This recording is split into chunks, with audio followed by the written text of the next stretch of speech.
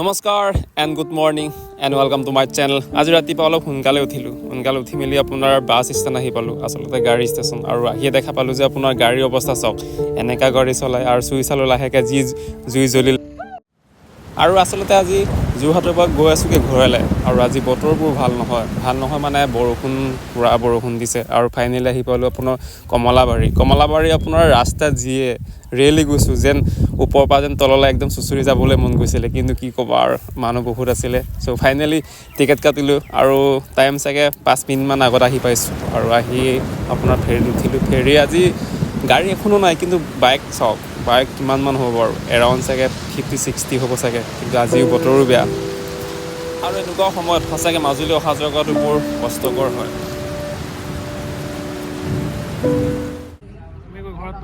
ঘৰ পাব ন?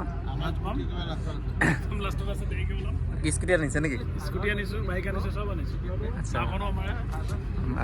আচ্ছা। আজি মানে চাব আহিছে নেকি? আৰু ফেৰীতে দাদা দুজন লগ পালোঁ। আচলতে দাদা দুজন আমাৰ ফালৰ হয়, চ' তেনেকৈ সময়বোৰ এৰাউণ্ড 1 ঘণ্টামান টাইম লাগিলে। চ' দাদা দুজনৰ লগতে আপোনাৰ কথা পাতি পাৰ কৰিলোঁ সময়বোৰ। আৰু ফাইনেলি আপোনাৰ কমলাবাৰী পাৰ হৈ আপোনাৰ মাজুলী আহি পালোঁ। আৰু তেনেকৈ আপোনাৰ জাহাজ, আজিকালি আপোনাৰ খুব বেছি আপোনাৰ লোহাৰ জাহাজ বেছিকৈ চলে, আগতে আপোনাৰ কাঠৰ ফেৰী আছিলে বেছিকৈ। চ' ফাইনেলি আহি পালোঁ আপোনাৰ মাজুলী।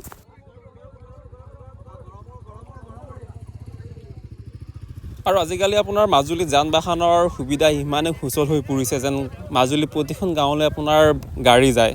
আৰু ঠিক সেইদৰে মই আপোনাৰ যিহেতু আৰু এখন নদী পাৰ হ'ব লাগে, আৰু ঠিক সেইদৰে আপোনাৰ চেনিমৰা ঘাটলৈ বুলি গাড়ীত উঠি ল'লোঁ। আপুনি যদি মাজুলী আহে তেনেহ'লে এটা কথা মন কৰিছে চাগে, আজিৰ মাজুলী আৰু আজিৰ পৰা 10 বছৰৰ আগৰ মাজুলী সম্পূৰ্ণ বেলেগ। আৰু এয়া হৈছে আপোনাৰ মাজুলী মেইন টাউন বুলি ক'ব পাৰে, য'ত নেকি আপোনাৰ কমলাবাৰী হয়। আৰু কমলাবাৰীৰ যি ৰাস্তা ঘাট হওক বা আপোনাৰ দোকান চহৰ হওক বা আপোনাৰ গাড়ী মটৰ হওক বা আপোনাৰ নাইট চুপাৰলৈকে আজিকালি মাজুলীলৈ আহে। আৰু যিহেতু মাজুলী পাৰ হওঁতে গাড়ীত এৰাউণ্ড 1 ঘণ্টামান টাইম লাগে, আৰু 1 ঘণ্টাতে আপোনাৰ হেডফোন লগাই জুবিন দাৰ মাজুলী গানটো শুনি পাৰ কৰিলোঁ। আৰু মাজুলীখনেই হৈছে আমাৰ দেশৰ প্ৰথমখন নদীদ্বীপ ডিষ্ট্ৰিক্ট হয়, য'ত নেকি আপোনাৰ 2016 চনত ডিষ্ট্ৰিক্ট হিচাপে স্বীকৃতি লাভ কৰিছে। আৰু বৰ্তমান সময়ত মাজুলীৰ ৰাস্তা ঘাট ইমানো ধুনীয়া হৈছে চাওক, এয়া হৈছে চাগে 4 লাইনৰ কাৰণে ৰাস্তা বহল কৰিছে, যিহেতু আপোনাৰ মাজুলী দলং বনাই আছে। আৰু মই যিমানবাৰ মাজুলী আহিছোঁ সিমানবাৰ স্কুলখন বাৰে মন কৰোঁ, আৰু মোবাইল ওলাই পেলাই ৰেকৰ্ড কৰিব ট্ৰাই কৰোঁ। ইমান ধুনীয়া এটা পৰিৱেশত স্কুলখন আছে চাওক, ইমান ডাঙৰ ফিল্ড এখন আছে, ইমান ধুনীয়া এটা শিক্ষাৰ পৰিৱেশ হৈ আছে।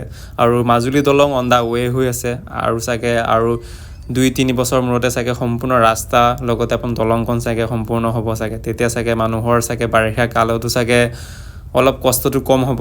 আৰু লখিমপুৰৰ পৰা আপোনাৰ যোৰহাটলৈ এৰাউণ্ড চাগে 1 ঘণ্টামান লাগিব গাড়ীত। ইমান অতি কম সময়ৰ ভিতৰতে আপোনাৰ পাৰ হ'ব পাৰিম ব্ৰহ্মপুত্ৰ নদীখন। বাৰিষা সময়ত চাগে পানী ইয়ালৈকে আহে, মানে নদীখন মানে ফেৰী এইফালে যায় নেকি? আমি আহিলোঁ। তাকে ফেৰী এইফালে সোমাই আহে নেকি? অকণমান আগফালে যায়। আচ্ছা।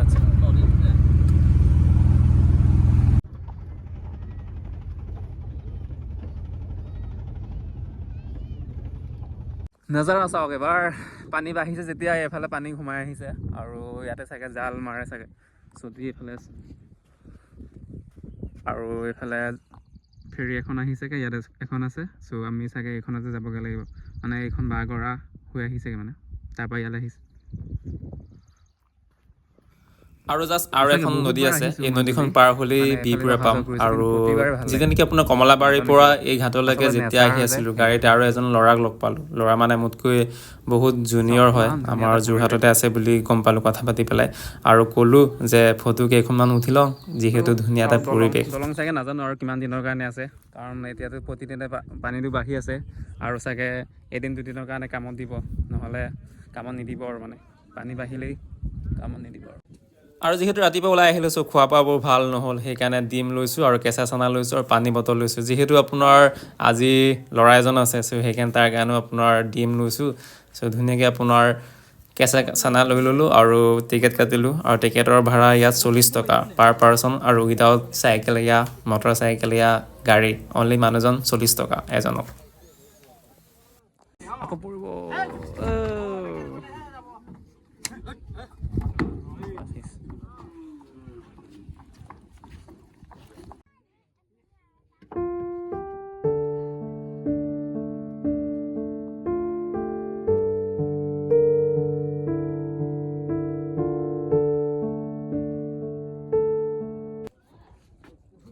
পাৰিবে নাই ধৰা চাপা কৰে অ'কে আৰু আজিৰ পৰা এৰাউণ্ড 2 বছৰমান পিছত যেতিয়া নেকি দলং সম্পূৰ্ণ হ'ব মই ভাবোঁ মাজুলী হওক বা লখিমপুৰ হওক বা আপোনাৰ যোৰহাটৰ মানুহৰ বৰ সুবিধা হ'ব অতি কম সময়ৰ ভিতৰতে মাজুলী পাৰ হ'ব পাৰিম এৰাউণ্ড চাগে এঘণ্টামানতে আমি মাজুলী পাৰ হ'ব পাৰিম কিন্তু যিমান দলং বনালেও যেন এতিয়া বৰ্তমান সময়ত যি আপোনাৰ ফেৰী পাৰ হৈ মাজুলী যোৱা বা ফেৰী পাৰ হৈ আপোনাৰ মাজুলী গৈ পেলাই ৰাস চোৱা বা আপোনাৰ যি কালচাৰ যি আপোনাৰ নেচাৰ হওক বা সেই সকলোবোৰ যেন আমি ফেৰীত গৈ এই ইমেজ মানে বৰ্তমান আপোনাৰ নদীৰ পাৰ হোৱা নদীত ফেৰী চলোৱা ফেৰী উঠা এই আপোনাৰ পৰিৱেশ আমি যেন হেৰুৱাম সময় পৰিৱৰ্তনৰ লগত মাজুলীখন যেন প্ৰতি বছৰে যেন বেলেগ হৈ গৈ আছে মাজুলীখন যেন প্ৰতি বছৰ ডেভেলপ হৈ গৈ আছে আজিৰ পৰা 2 বছৰ পিছত যেতিয়া নেকি দলংখন সম্পূৰ্ণ হ'ব তেতিয়া মাজুলীৰ ৰাস্তা ঘাট হওক বা মানুহৰ ঘৰ দুৱাৰ যেন ডেভেলপ হৈ গৈ আছে কিন্তু আমি এটা কথা মন কৰিব লাগিব যে প্ৰতি বছৰে সময় পৰিৱৰ্তন হোৱাৰ লগে লগে ডেভেলপ হোৱাৰ লগে লগে আপোনাৰ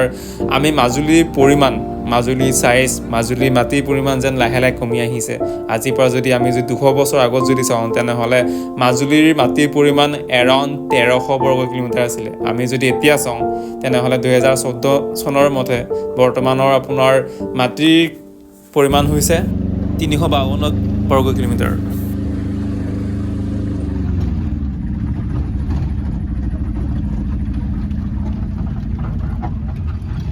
আৰু ফাইনেল আহি পালোগৈ নাৰায়ণপুৰৰ পৰা আমাৰ ঘৰলৈ এৰাউণ্ড 20 কিলোমিটাৰমান হ'ব আৰু ৰাতিপুৱা যিহেতু দেউতাক কৈছিলোঁ যে মই আহি আছোঁগৈ বুলি আৰু দেউতাই মোৰ কাৰণে ৰৈ আছিলে আৰু নাৰায়ণপুৰত কিবা চকী এখন কিনে বোলে দেউতাই চ' সেইকাৰণে দোকানখনত সোমালোঁ আৰু আচলতে দেউতাই মানে আগতীয়াকৈ মানে চকীখন চাই থৈছে চ' আজি পে'মেণ্ট কৰি পেলাই লৈ যাবগৈ লাগে আৰু এনেকৈ আজিৰ জাৰ্ণি সম্পূৰ্ণ হ'ল আৰু ফাইনেলি ঘৰ পালোগৈ so' bye bye and see you next video'